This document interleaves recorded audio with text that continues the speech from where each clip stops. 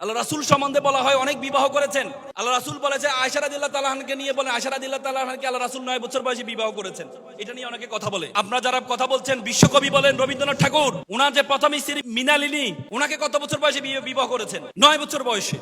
রাম সীতাকে বিবাহ করেছে কত বছর বয়সে? 6 বছর বয়সে।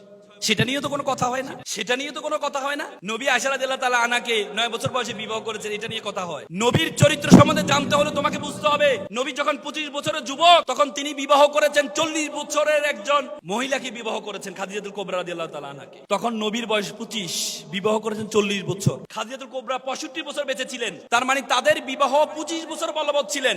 25 বছর বলবৎ খাদিজাতুল কুবরা জীবিত থাকা অবস্থায় আল্লাহর রাসূল কাউকে বিবাহ করেন নাই। তাহলে 25 বছর যদি বয়সে বিবাহ করেন, 25 বছর বয়সে যদি সংসার হয়, তাহলে 50 বছর পর্যন্ত আল্লাহ রাসূল কাউকে বিবাহ করেন নাই।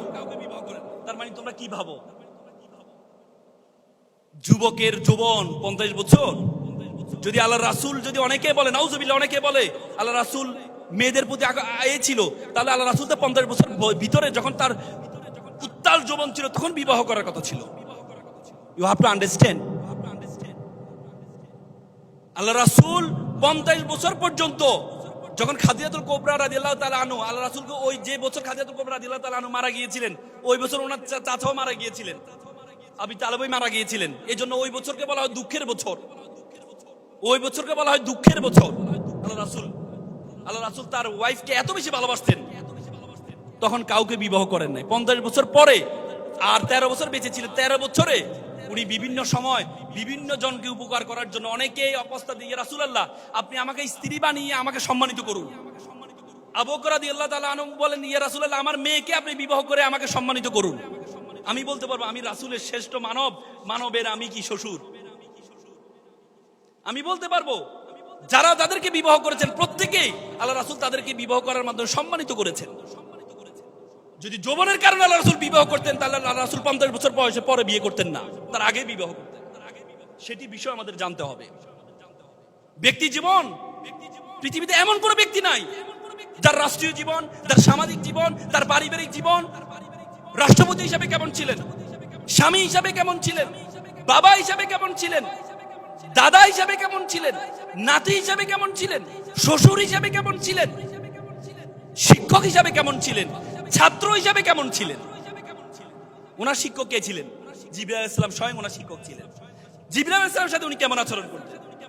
ওনার ছাত্র কে ছিলেন? ছাত্রদের সাথে উনি কেমন আচরণ করতেন?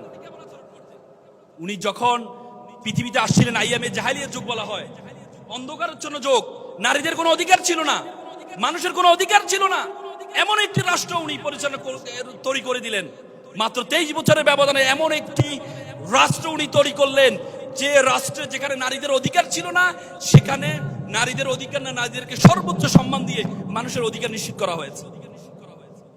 ওমর বিন খাত্তাব, ইসলামের সেকেন্ড খলিফা ওমর রাদিয়াল্লাহু তাআলা আনহু যখন ক্ষমতায়, ওমর রাদিয়াল্লাহু তাআলা আনহু একদিন এভাবে আলোচনা করছিলেন।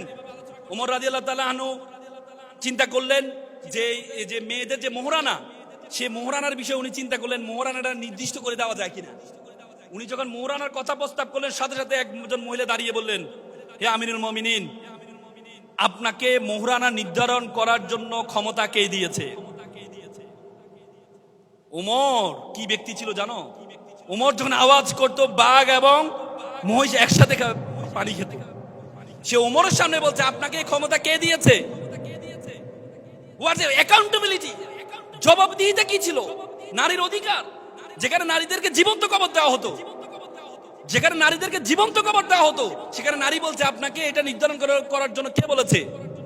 আমাদের রাসূল তো বলে গিয়েছে যে যতটুকু পারো তোমার সামর্থ্য অনুযায়ী তুমি দাও, যত বেশি দিতে পারো মোহরানা হিসাবে। আজকে আমরা শুধু বারবার বলি, আমরা শুধু বারবার অধিকারের কথা বলি। ওমর রাদিয়াল্লাহু তাআলা আনহু একবার একটা নতুন পাঞ্জাবি পরে মিম্বারে জুমার নামাজে খুতবা দিতে যাচ্ছিলেন। এমন সময় খুতবা দেওয়ার আগে এক সাহাবী এক প্রশ্ন করলো, হে আমিরুল মুমিনিন, আপনি খুতবা দেওয়ার আগে একটা প্রশ্নের উত্তর দেন। আপনি এত সুন্দর পাঞ্জাবি কোথায় পেলেন? গনিমতের মাল থেকে যে কাপড় পাওয়া হয়েছে, আপনি যতটুকু পেয়েছেন আমিও ততটুকু পেয়েছি, তাহলে আপনার কাপড়টা এত বড় হলো কিভাবে? অতিরিক্ত কাপড়টা আপনি কোথা থেকে পেয়েছেন? তখন ওমর রাদিয়াল্লাহু তাআলা, তার ছেলে ওমর বিন আব্দুল্লাহ বিন ওমর দাঁড়িয়ে গেল। বলে যে আমি আমার আমার অংশ, আপনারা যেমন গনিমতের মাল পেয়েছেন আমিও তো সেম পেয়েছি। আমার বাবার কাপড়টা একটু ছোট হয়ে যায়, আমার বাবা একটু লম্বা মানুষ, এই জন্য আমি আমার কাপড়টা আমার বাবাকে দিয়ে দুইটা কাপড় মিলে আমার বাবা এই কাপড়টা বানিয়েছে। What accountability! কি সমাজ তৈরি করেছেন আল্লাহ রাসূল, কি রাষ্ট্র ব্যবস্থা তৈরি করেছেন যেখানে কোনো অধিকারই ছিল না, যেখানে অধিকার শব্দের কোনো অধিকারই ছিল না। আইয়ামে জাহেলিয়াত যুগ। যে যাকে পারে তাকে শুধুমাত্র ডাকাতি করতো না, সম্পদ লুণ্ঠন করতো না, সম্পদ লুণ্ঠন করে মেরে ফেলা হতো ব্যবসায়ীদেরকে। যেখানে নারীদেরকে কবরস্থ করা হতো, নারীরা কোনো কথাই বলতে পারতো না। কি সমাজ ব্যবস্থা আল্লাহ রাসূল মাত্র 23 বছর জীবনে কি সমাজ ব্যবস্থা তৈরি করেছে!